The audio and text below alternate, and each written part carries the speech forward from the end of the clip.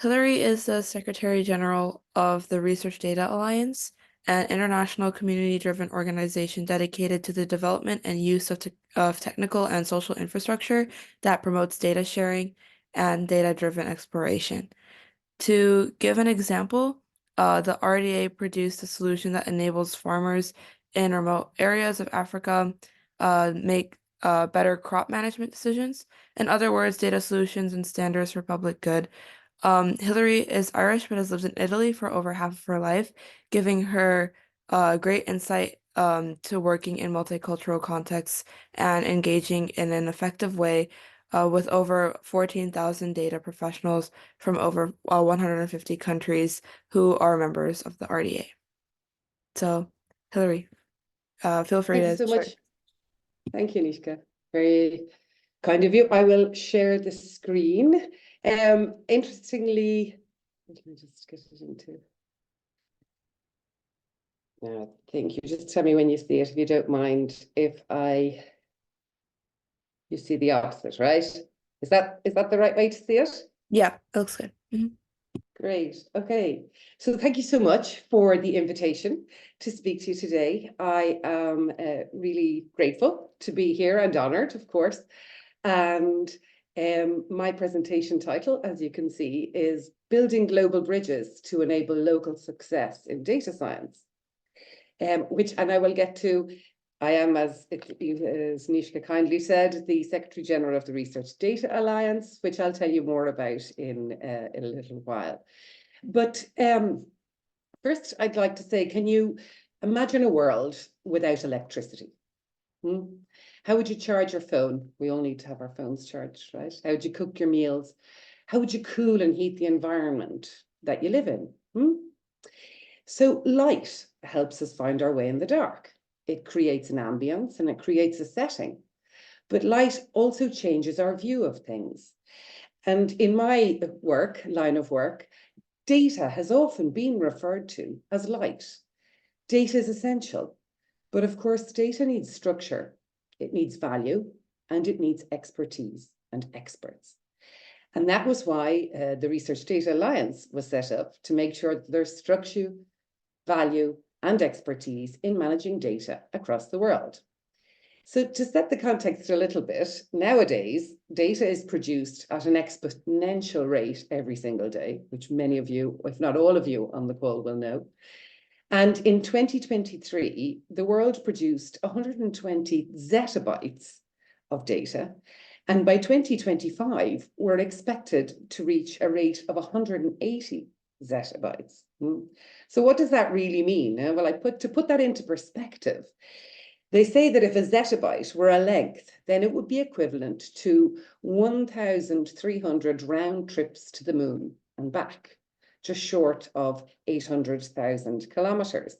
And you multiply that by 180, and that's 235,000 round trips to the moon, just to cover all the data that we have. But it's important to know that not all digital data produced actually needs to be stored or accessed or preserved. But how do you know what to keep and how do you know what to throw away? And when you have the answer to that question, how do you store and preserve and make findable the data that you want to keep?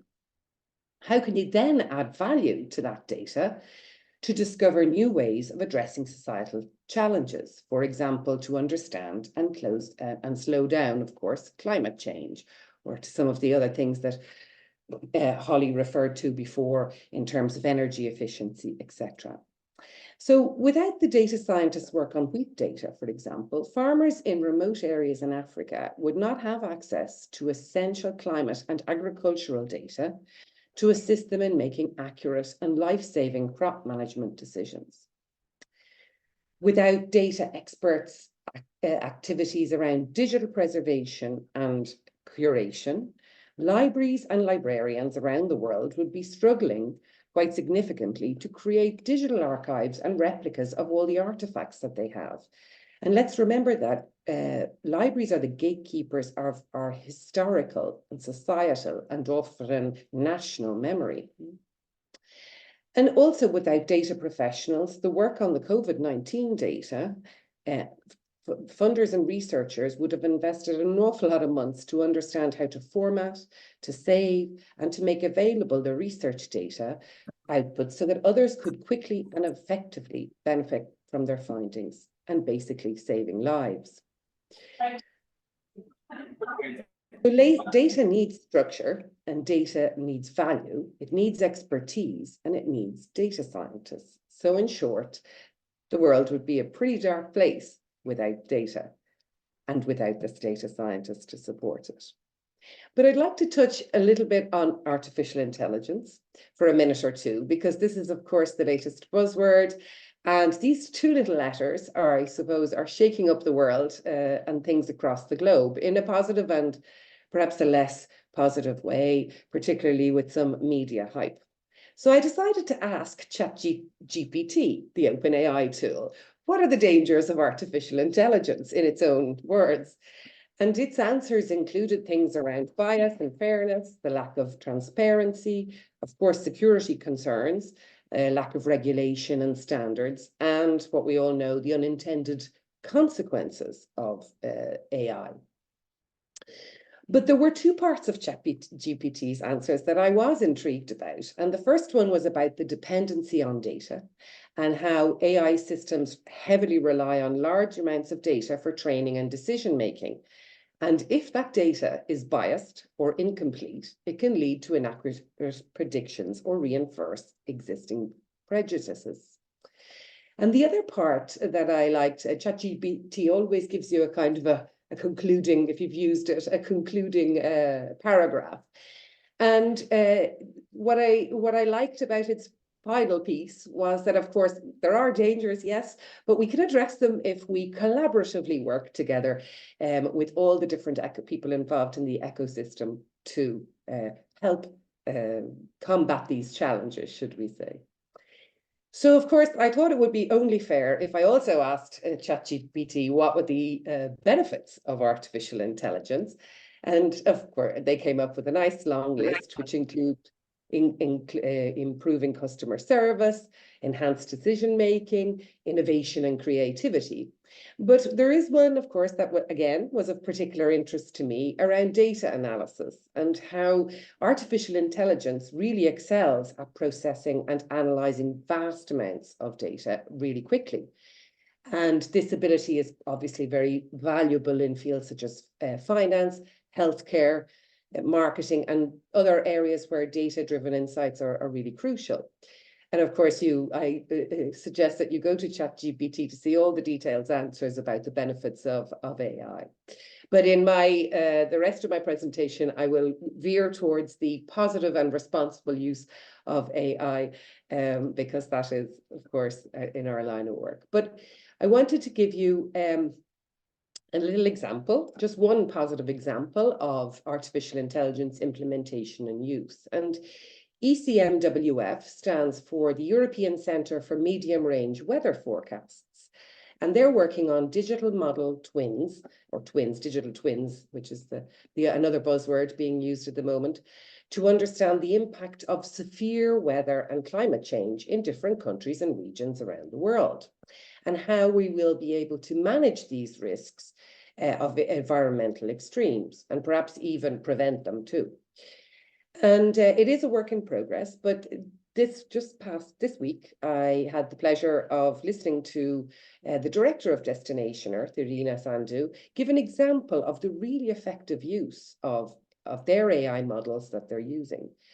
So ECMWF, obviously, they're medium range forecast. They do 10-day forecasts that they then provide to the weather forecasting companies and agencies around Europe and the world. And they can generate a 10-day forecast in 1 hour, yes, with using their existing models. But by using an AI model, it can take just 1 minute. But we should think of the benefits of this, not just actually in terms of those 59 minutes saved, but more importantly, of the environmental impact and the footprint of the efficiency of this, because the other models are based on supercomputers, which are traditionally used to run big data analytics, and they require a lot of power. They require a lot of power and energy. And traditionally, they have a larger impact, shall we say, on the environment and on efficiency. So it's really interesting to see that AI in this sense can be really, really positive. But I mean, someone more expert on AI can give the insights onto that. What is true, though, is what Christoph Gruger says to us in this contributing article in the Communications of the Association of Computing Machinery, that there really is no AI, there's no artificial intelligence without data. And I don't think you need to be a data or a rocket scientist to see that. AI requires masses of data and high quality data at that. And some very expert colleagues of mine actually address the data aspect in this Nature article that looks at why artificial intelligence tools are transforming data-driven science and how better ethical standards and more robust data curation are needed to fuel the boom and prevent a bust, as they say. And I really love the punchline, garbage in, garbage out. I mean, it doesn't leave much room for misinterpretation, does it? If the data going in is not very good, the data coming out may not be the same. So I move on from AI because it's not the only global phenomenon that I'd like to touch on today. Open science, of course, is another, and it's an important global movement that's impacting the way we do science and research. And ChatGPT, I decided I'd use it today for my presentation, correctly told me that open science does refer to a movement that promotes transparency, collaboration, and accessibility in scientific research. And the key principles of open science aim to make scientific knowledge and data widely available to the public, to researchers, of course, and other stakeholders. And this approach is to overcome barriers such as things around restricted access to research findings or limited sharing of data, and of course, a lack of collaboration. And I very much like this tree here that represents by Yeren, which is a network in Europe, and their statement on open science. But it's a large, strong tree, yes, that you can see with research and scientific integrity at its base. So that's where we all start from with open science. And of course, data is there on its trunk. I do love the image, but I'm afraid the yellow font, I believe, is not so easy to read on the screen. But it's truly, you know, at the heart of it, and the data is at the heart of their science and the research, but more especially, of course, digital science and digital data. And there are many, many, you know, benefits to open science. They include increased collaboration, accelerated discovery, global accessibility, because open science makes research available to a wider audience. Scientists, policymakers, educators, and the general public, and it facilitates the dissemination of this knowledge. But another aspect is transparency and reproducibility. And if you make research openly accessible and enhance its transparency, others can have a look and verify the results, but they can also build on those results, reproduce them to see that if you like, that the experiments can be verified and reproduced by others, but also build on them and reuse them. And if you can see, I'm not sure if you can, just where the bottom leaves of the tree are on the left side in the yellow font is fair data. And that's another of the global phenomenon I'm going to address today. It's my last, of course, of the phenomenon I wanted to talk to you about. So what's fair data, yes? So FAIR, the four-letter F word, as we say.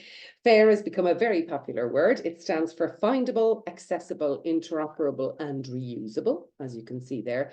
And we kind of use it to talk about three different things. Of course, data, which in this context is important. So any kind of digital object. Metadata, which is the information about that digital object, if you like, its passport, I suppose, or a bit of its passport, and an infrastructure, yeah, as well. So anything to do around those three things. So you mainly hear people say fair data. But in the case of like research and development, there are statistics and there are numbers, but they say that, over 2 trillion euro is spent globally every single year on research and development. If that is the case, then the data and the data sets that are produced using that global public or even private funding should and must be made available. But if it can't be found, then it can't be accessed and it won't be interoperable. And the interoperability part is something I'll talk to you about in a moment. And therefore it won't be reused either. No, so it's a really huge financial loss and not a good return on investment, or it's not giving back what you got from the public. So, and it also slows down scientific progress. So fair is really key, yeah. But it is also challenging and it is quite costly. But we believe in the world where I come from that it's a good investment and it is worth the investment and it is worth the time and the cost. So enabling fair and fair research on a global level is sort of like inventing a one-size-all travel adapter that someone did at one time, and I will always thank them for it. So you can plug your phone in, or you can access electricity anywhere you go or you travel to in the world. No, so this is the interoperability aspect. You can't put a square plug into a round hole. No, we need the adapter to help us to use the plugs. So we talked about artificial intelligence and the central aspects of data. We talked about open science and the FAIR, the little the 4-letter F word. And then you'd probably be asking yourself, so what does this have to do with the title of my talk, which is about building global bridges to enable local success in data science? Well, that's a good question. I would be curious too. There we go. So you'll also probably be familiar, by the way, with the TED Talks and the concept of TED. And maybe you know Chris Anderson, or you've heard him speak, he's the CEO. And he recently published a book entitled Infectious Generosity. In his own words, he says that generosity is at the heart of being human. It's how we've cooperated, innovated, and grown as a civilization. And it's what makes me into we, and net takers into net givers, selfishness into selflessness. And I like those words a lot. Yeah. So I have the great privilege and honor to wake up every single day and to represent a global community of volunteer, passionate, data-driven experts who practice infectious generosity every single day of their lives. The Research Data Alliance is a global community of data experts who work on the many complexities of digital data, like I talked about before. So the standards, the interoperability, the FAIR, the open science. And as an open, international and community-driven initiative, the Research Data Alliance facilitates the development and delivery of solutions to support data sharing and reuse. It creates community-developed and approved standards to facilitate the interoperability of data. So in other words, it produces those adapters, or the one-stop travel adapter, to make sure that you can access the electricity anywhere you go. And just to give you a little history, a very little history, where does the Research Data Alliance come from? Well, it was launched in 2013 as a global initiative supported by global funders, which include, for example, the National Science Foundation and the National Institute for Standards and Technology, NIST, in the US, the Australian government, the European Commission, the Canadian government, and many, many more, and they continue to support us today. And they set this up to ensure that an open, independent, yes, community-driven, consensus-based forum was available for experts to propose and work on these many research data challenges. So they already had the vision at the time of that exponential growth of those graphs that I showed you at the beginning of the presentation, of how we were going into this data deluge and the data evolution revolution. and a forum where anyone could get involved and all could reap the benefits. And so the Research Data Alliance was set up. And it has an ambitious vision, which is that researchers and innovators will and can openly share and reuse data across technologies, across disciplines, and across countries to address the grand challenges of society.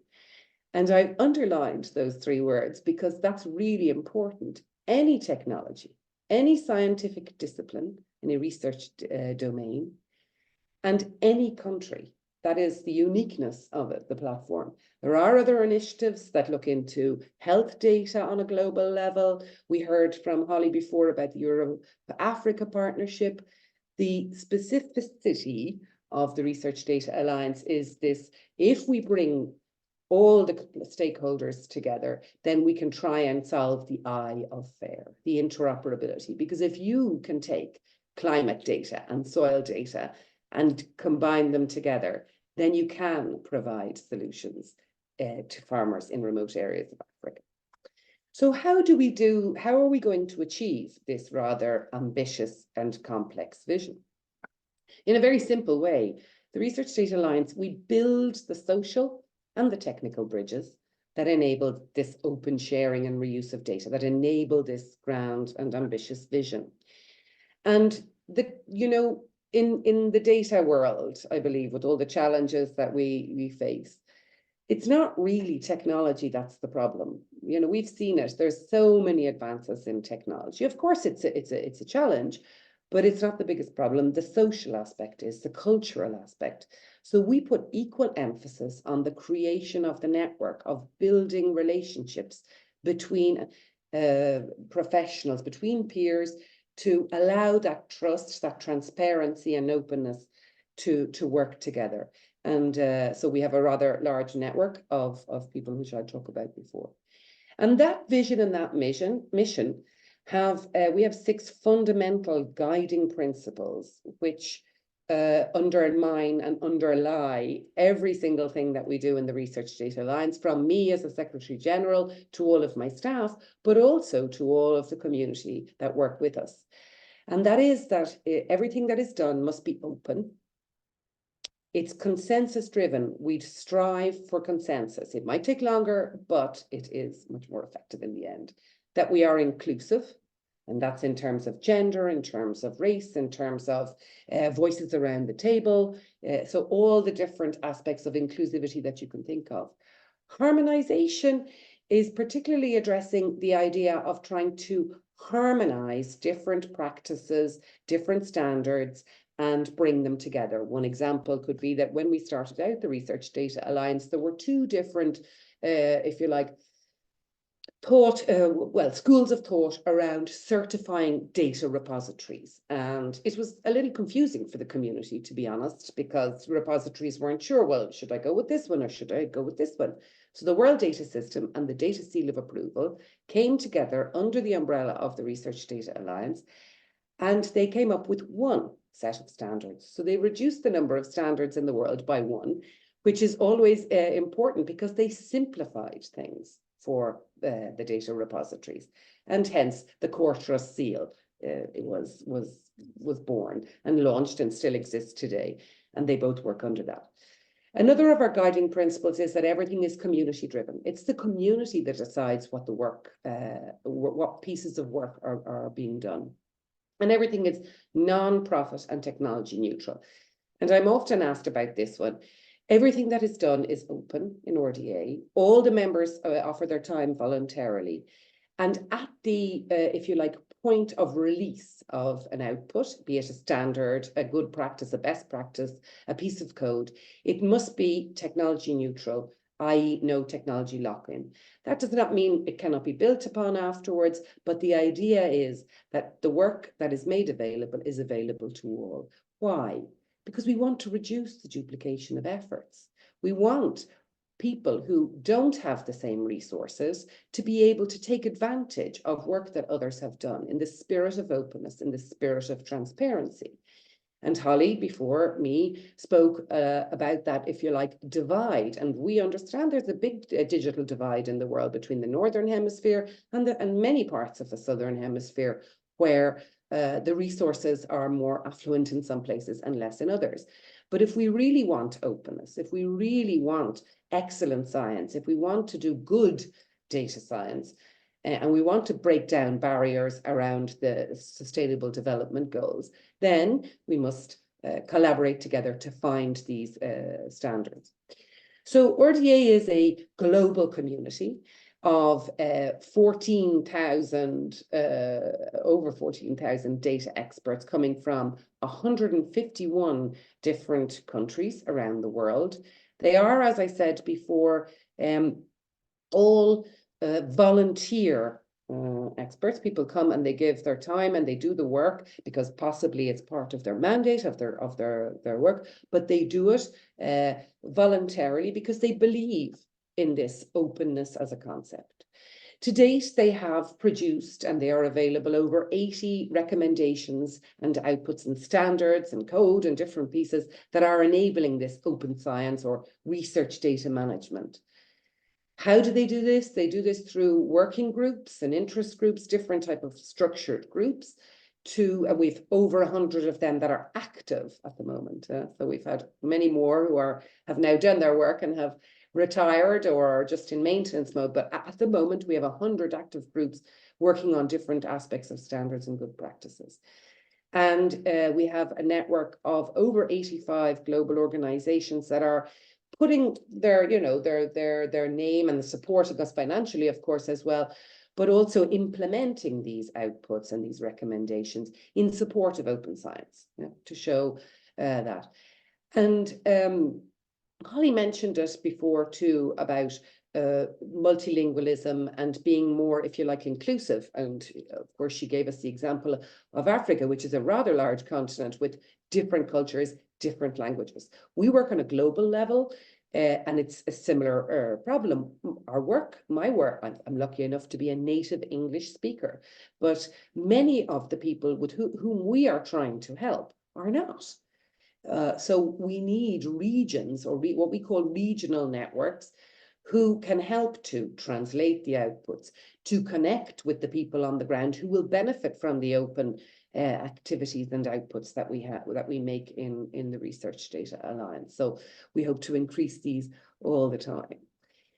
So you remember, I hope I haven't got on too long, the three examples I touched on at the beginning, of the presentation. So accessing data in remote parts of Africa, preserving and curating the historical memory of an institution or a country through libraries, or ensuring access to COVID data to accelerate research and vaccine generation.